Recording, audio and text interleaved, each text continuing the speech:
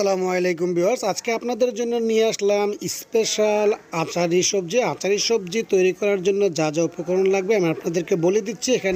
আমরা এখানে পেঁপে স্লাইস করে কেটে নিয়েছি, আর নিয়েছি জালি কুমড়া কেটে নিয়েছি। এখন আমরা একটা পাতিলে পানি বসানোর পরে পেঁপে কুচি এবং জালি কুমড়াগুলো দিয়ে দিচ্ছি।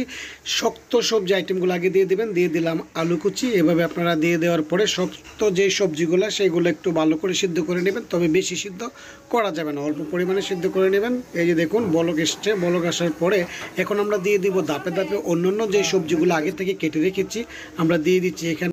সো আমরা এখানে দিয়ে দিচ্ছি পটল, কাঁকরোল এবং বরবটি। সো প্রথমেই দিয়ে দিচ্ছি আমরা কাঁকরোলগুলো, তারপরে দিয়ে দিলাম পটল, তারপরে দিয়ে দিব বরবটি। সেভাবে আপনারা ধাপে ধাপে যে সবজিগুলো একটু শক্ত বেশি এগুলো আগে দিয়ে দেবেন, আর নরম সবজিগুলো একটু পরে দেবেন, যেগুলো সিদ্ধ হতে কম সময়। সবচেয়ে পরে দিব মিষ্টি কুমড়া। আরেকটা কড়াই বসাইছি, কড়াইয়ের মধ্যে দিয়ে দিলাম তেলটা গরম হয়ে আসার পরে দিয়ে দিব পাঁচফোড়ন। সো পাঁচফোড়ন দিয়ে দিলাম। পাঁচফোড়ন দিয়ে দেওয়ার পরে এই যে দেখুন পাঁচফোড়ন দিয়ে দেওয়ার পরে এখন দিয়ে দিচ্ছি চারটা এলাচ দিয়ে দেওয়ার পরে এখন দিয়ে দিব দারচিনি। সো দিয়ে দিচ্ছি দারচিনি দিয়ে দেওয়ার পরে দিয়ে দিব তেজপাতা। সো এদিকে আমরা এখন সবজিটার মধ্যে যে মিষ্টি কুমড়াটা দিয়ে দিলাম, দিয়ে দেওয়ার পরে এখন আমরা তেজপাতা দিয়ে দিব। তেজপাতা দিয়ে দেওয়ার পরে তারপরে এখন আমরা ধাপে ধাপে অন্যান্য যে উপকরণগুলো দিয়ে দিব। এখন দিয়ে দিচ্ছি আদা রসুন বাটা দিয়ে হালকা করে নেড়ে নেবেন। তারপর দিয়ে দিচ্ছি পেঁয়াজ এবং কাঁচামরিচ ফালি করে কেটে রেখেছি, ওইগুলো আমরা দিয়ে দিলাম। তো দিয়ে দেওয়ার পরে এখন ভালো করে একটু নাড়াচাড়া করে নেবেন। তারপরে দিয়ে দেবো স্বাদ মতো লবণ। সো এখন স্বাদ মতো লবণ দিয়ে দিলাম। স্বাদ মতো লবণ দিয়ে দেওয়ার পর এই পর্যায়ে হালকা একটু পানি দিয়ে দেবো। সো অন্যান্য মশলা দিয়ে দেওয়ার আগে হালকা একটু পানি দিয়ে দিলে সবচেয়ে ভালো হয়, তাহলে মশলাগুলো পুড়ে যাবে না। সো এখন আমরা হালকা একটু পানি দিয়ে দেওয়ার পরে এই পর্যায়ে আমরা অন্যান্য যে মশলাগুলো সেগুলো ধাপে ধাপে দিয়ে দেবো।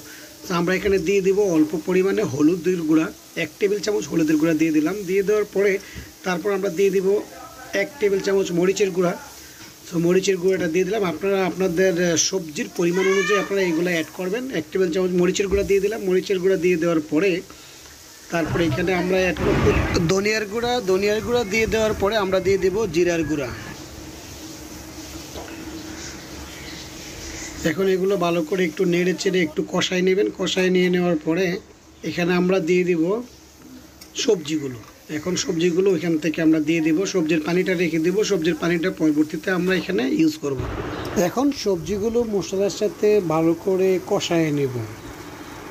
পানিটা ছাড়া শুধু সবজিগুলো ভালো করে মশলার সাথে মিক্স করে নেবেন, ভালো করে কষায় নেবেন। কষায় নিয়ে নেওয়ার পরে পরবর্তীতে সবজির যে পানিটা রয়ে গিয়েছিলো সেই পানিটা দিয়ে আমরা সবজিটা তৈরি করে ফেলবো। এইভাবে আপনারা খুব সহজেই বাসায় তৈরি করতে পারেন আচারি সবজি, এবং আচারি সবজি খেতে খুব সুস্বাদু। আপনারা বাসায় ট্রাই করে দেখতে পারেন। সো ভিউয়ার্স, এই ছিল আজকের মতো। ভিডিওটি ভালো লাগলে অবশ্যই চ্যানেলটিকে সাবস্ক্রাইব করে রাখবেন এবং আপনার বন্ধুদের মাঝে ভিডিওটি শেয়ার করে দেবেন। এরকম আনকমন সবজি পাওয়ার জন্য, এই আনকমন রেসিপি পাওয়ার জন্য আপনারা অবশ্যই ভিডিওটিতে কমেন্ট এবং লাইক করে রাখবেন। সো আমাদের এই আচারি সবজিটি প্রায় তৈরি হয়ে আসছে। অল্প কিছুক্ষণের মধ্যে আমরা নামিয়ে ফেলবো। আমরা একটু সিদ্ধ হওয়ার জন্য ঢাকনা দিয়ে অল্প কিছুক্ষণ ঢেকে দিব, তাহলে সবজিগুলো ভালো করে সিদ্ধ হয়ে যাবে। সো আমি এখন ঢাকনা দিয়ে অল্পক্ষণের জন্য ঢেকে রাখলাম। ঢেকে রাখার পরেই দেখলাম যে সবজিটা হয়ে গিয়েছে। এভাবেই খুব সহজে আপনারা বাসায় তৈরি করতে পারেন আচারি সবজি, এবং খেতে খুব সুস্বাদু, বাচ্চাদের খুবই প্রিয় একটা সবজি।